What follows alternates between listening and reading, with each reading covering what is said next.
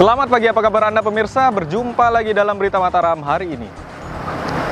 Sejumlah berita penting dan menarik lainnya telah kami siapkan untuk Anda. Di antaranya, menyikapi belum normalnya aktivitas pembelajaran tatap muka di sekolah, pemerintah daerah Kabupaten Lombok Tengah saat ini tengah merancang skema pembelajaran tahapan normal baru untuk aktivitas belajar para siswa.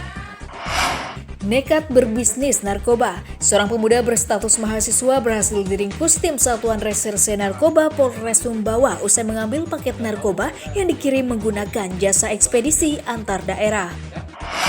Setelah sempat ditutup akibat kondisi cuaca dan pandemi COVID-19, jalur pendakian Taman Wisata Geopark Gunung Rinjani akan segera dibuka untuk wisatawan pada bulan Juli mendatang.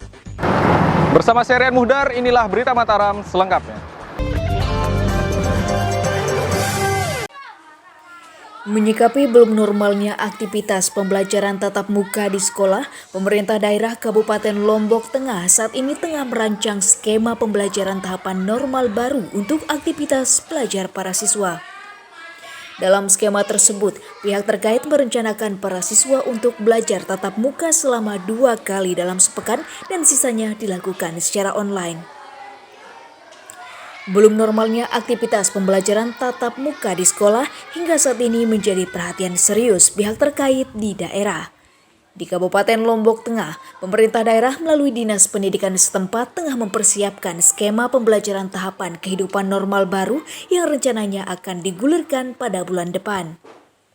Dalam skema tersebut, para siswa akan diperbolehkan untuk mengikuti pembelajaran tatap muka selama 2 hari dalam sepekan, sementara sisanya dilanjutkan dengan belajar online di rumah. Sementara untuk mengantisipasi resiko penyebaran COVID, waktu belajar siswa juga akan dikurangi menjadi 4 jam saja dalam sehari dengan jumlah siswa di masing-masing kelas dibatasi. Tidak boleh lebih dari 20 orang dengan tetap mengedepankan protokol kesehatan. Jadi anak itu nanti 2 hari belajar di rumah, di sekolah gitu ya. Nanti sisanya belajar di rumah gitu. Supaya dia tidak berdesakan. Jadi satu kelas itu akan berisi maksimal 20. Oh, berarti 50-50 ya? Iya, jadi melalui 24 ya, 24. Ya, sedang kita desain. 24 artinya 2 hari masuk, 4 hari belajar di rumah. Skema pembelajaran masa normal baru tersebut saat ini masih terus dikoordinasikan dengan tim gugus tugas COVID Kabupaten Lombok Tengah menyusul adanya skema belajar normal baru seiring penerapan Kementerian Pendidikan dan Kebudayaan yang menyatakan tahun ajaran baru akan dimulai pada 13 Juli 2020 mendatang. Dari Kabupaten Lombok Tengah, Lukmanul Hakim, Tim Liputan melaporkan. Biaya perawatan seorang pasien COVID-19 yang dirujuk dan mendapat perawatan medis selama 14 hari di rumah sakit rujukan mencapai angka ratusan juta rupiah.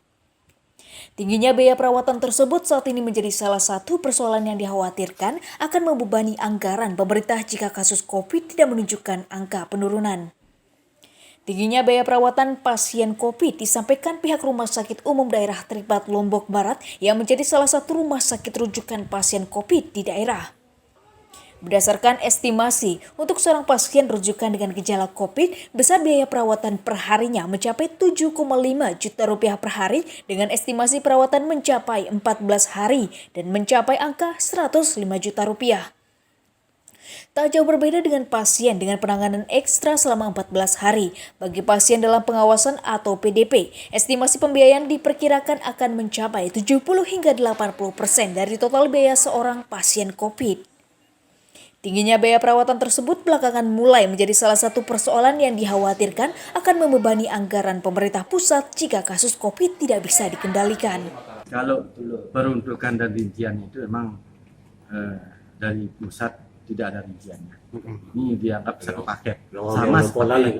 Sama seperti klaim ke BPJS juga. Jadi satu kasus itu dianggap satu paket. Jadi misalnya kayak malaria, dia paketan. Paketan. Jadi kalau malaria itu misalnya biayanya 1 juta. Ya, jadi tergantung kita nanti mengeluarkan pembiayaan itu apa-apa saja. Artinya kalau kita terlalu boros ya tentu rugi.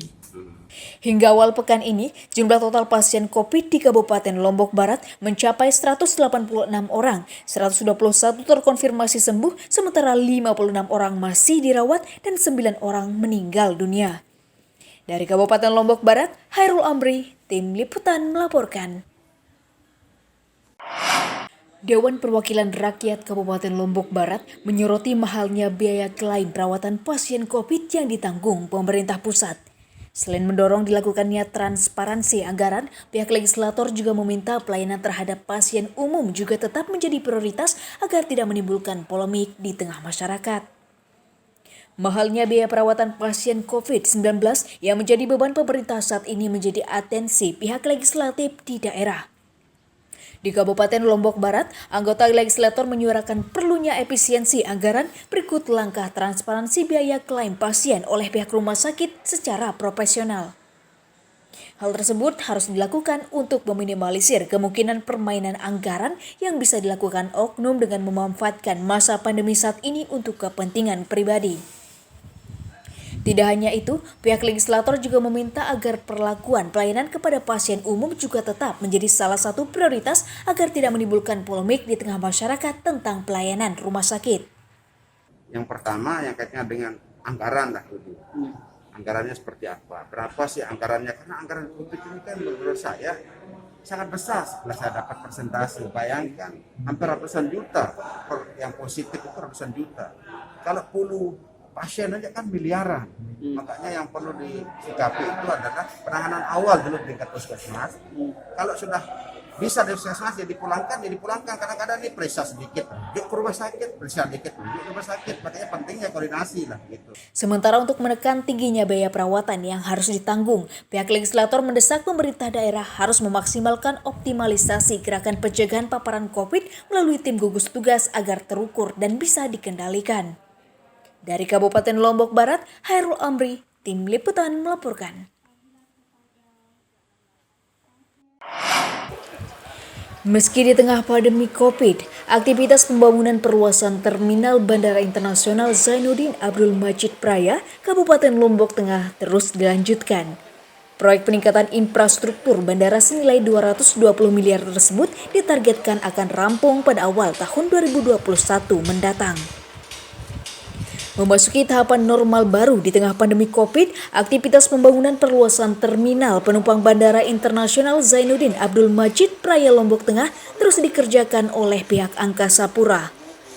Hingga saat ini tahapan progres pembangunan sudah mencapai 7% dan dikerjakan sesuai jadwal yang ditetapkan tanpa adanya penundaan akibat pandemi. Proyek peningkatan fasilitas bandara dengan total anggaran senilai 220 miliar rupiah tersebut mulai dikerjakan pada minggu kedua bulan Februari 2020 dan ditargetkan rampung pada awal tahun 2021. Selain mendukung kenyamanan para pengguna jasa bandara, langkah peningkatan fasilitas bandara tersebut dilakukan untuk mendukung akses wisatawan yang akan datang ke Pulau Lombok serta penyelenggaraan MotoGP 2021. Jadi tidak ada penundaan dari pekerjaan pembangunan perluasan terminal ini. Ini tentu akan sangat merugikan kita apabila terjadi penundaan karena memang dipersiapkan untuk menyambut gelaran MotoGP di 2021 nanti sebagai salah satu proyek strategis nasional. Targetnya kapan selesai? Target selesai di bulan Februari 2021. Jika sebelumnya luas terminal bandara hanya 21.128 meter persegi dengan kapasitas 3,25 juta penumpang, maka pada tahapan pembangunan saat ini, areal terminal penumpang akan diperluas menjadi 46.000 meter persegi dengan kapasitas 7 juta penumpang dan ditargetkan bisa menampung pesawat berbadan besar. Dari Kabupaten Lombok Tengah, Lukmanul Hakim, Tim Liputan melaporkan. Nekat berbisnis narkoba, seorang pemuda berstatus mahasiswa berhasil diringkus tim Satuan Reserse Narkoba Polres Sumbawa usai mengambil paket narkoba yang dikirim menggunakan jasa ekspedisi antar daerah. Selain meringkus pelaku, petugas juga menyita 5 paket sabu dalam paket kiriman miliknya. Inilah video amatir penangkapan seorang pemuda berinisial DA, warga desa Luar Kecamatan Alas, Kabupaten Sumbawa oleh tim Satreskrim Polres Sumbawa di sebuah jalan protokol. DA yang juga adalah seorang mahasiswa diamankan karena laporan masyarakat yang mencurigai gerak-geriknya berbisnis narkoba memanfaatkan masa pandemi saat ini. Saat diringkus, petugas menggeledah barang bawaan dalam jok motor pelaku dan membuka paket kiriman yang baru saja diambilnya dari salah satu kantor jasa pengiriman barang antar daerah. Setelah dibuka, petugas mendapati 5 paket klip berisi serbuk kristal diduga sabu seberat 51 gram yang disembunyikan dalam paket kotak berwarna hitam yang juga diisi batu bata. Selain aksi yang meresahkan, petugas menyatakan selama ini pelaku merupakan salah satu target buruan dalam rantai peredaran narkoba di Kabupaten Sumbawa. Kaitannya dengan pengedar, dari jumlahnya bisa kita kategorikan sebagai pengedar. Di KTP-nya atau identitasnya memang masih pelajar atau mahasiswa saat itu. Namun sehari-hari yang bersangkutan bekerja di salah satu toko. Atas perbuatannya, tersangka dijerat pasal 114 ayat 2 Undang-Undang KUHP nomor 35 tahun 2009 tentang narkotika dengan ancaman hukuman 5 tahun penjara. Dari Kabupaten Sumbawa, Sultan Fahri, Tim Liputan melaporkan.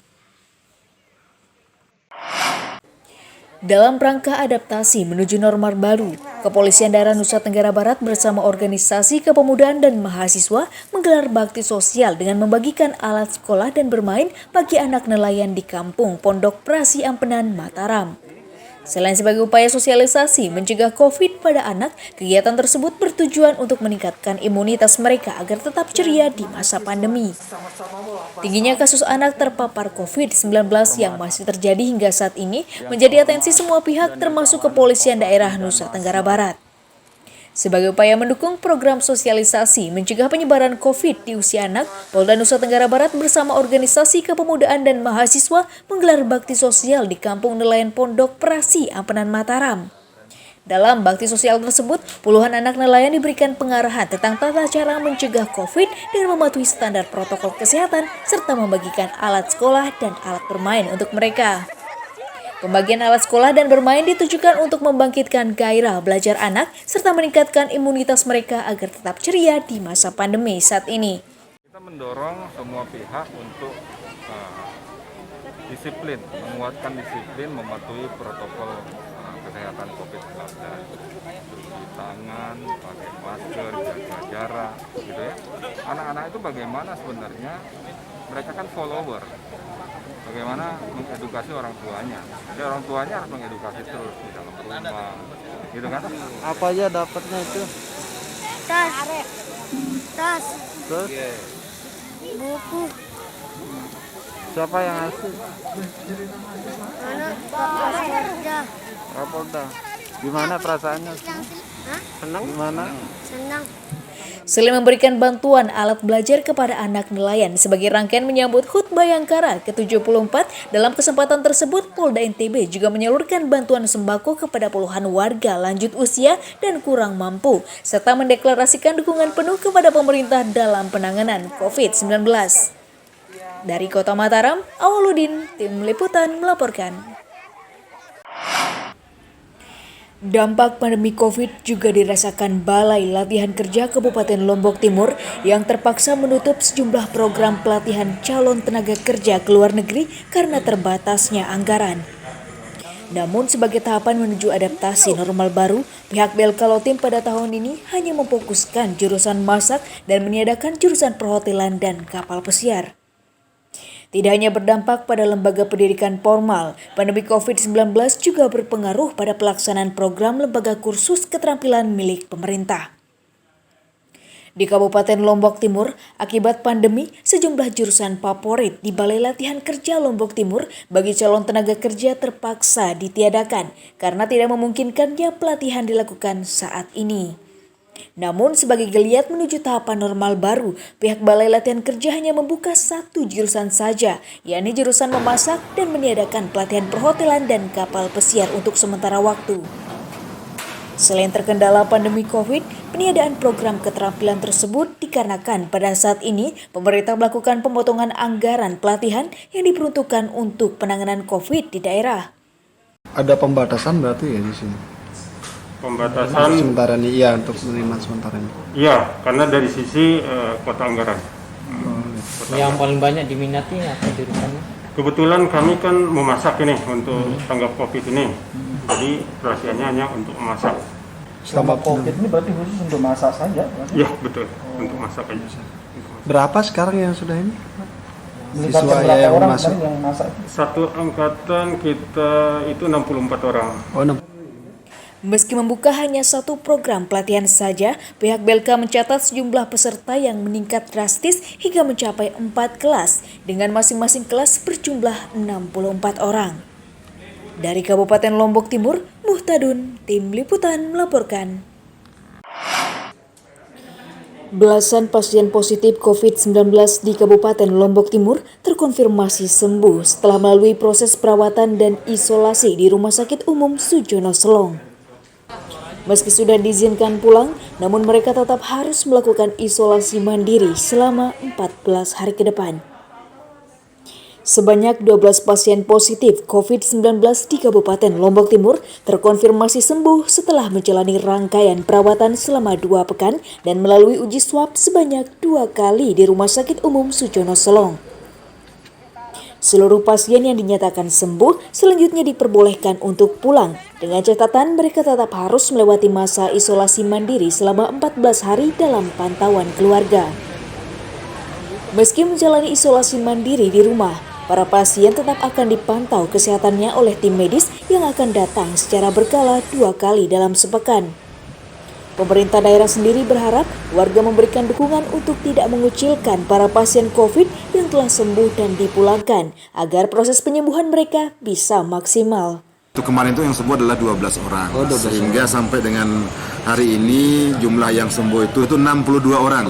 Mudah-mudahan yang positif masih sekarang melakukan perawatan di berbagai tempat seperti Rumah Sakit Umum Selong yang paling banyak, kemudian ada di Rumah Sakit Lombok Timur, dan ada satu juga di Rumah Sakit Provinsi Mataram. Mudah-mudahan ini akan cepat selesai atau cepat sembuh. Dengan adanya penambahan jumlah pasien sembuh sebanyak 12 orang, hingga saat ini jumlah pasien yang masih menjalani perawatan di rumah sakit berjumlah 25 orang dan kondisinya dilaporkan semakin membaik. Dari Kabupaten Lombok Timur, Muhtadun, Tim Liputan melaporkan. Pemerintah daerah Provinsi Nusa Tenggara Barat akan melaksanakan uji swab massal kepada seluruh pengunjung dan pengelola wisata di kawasan Gili Matra. Program tersebut akan dilakukan sebelum dibukanya kawasan tersebut menuju masa adaptasi normal baru pada tanggal 20 Juni 2020 mendatang. Langkah persiapan menuju tatanan normal baru di kawasan wisata terus dilakukan pemerintah daerah di masa pandemi saat ini. Di Kabupaten Lombok Utara, pemerintah provinsi melalui Dinas Kesehatan akan melaksanakan tes swab massal bagi seluruh pengunjung berikut para pengelola wisata di kawasan tersebut pada pekan ini. Proses tes swab sendiri rencananya akan dilakukan selama 3 hari secara serentak di kawasan 3 Gili yang selama ini menjadi salah satu destinasi andalan Nusa Tenggara Barat. Selain untuk mencegah risiko penularan COVID, uji swab massal tersebut juga menjadi bagian persiapan menuju pembukaan kawasan wisata di masa adaptasi normal baru pada tanggal 20 Juni 2020 mendatang. Itu kita kan melakukan full test. Full test itu di 3 Gili itu kita lakukan pemeriksaan kepada keluarga-keluarga yang ada di sana. Jadi ada 3 tahap. 1 keluarganya.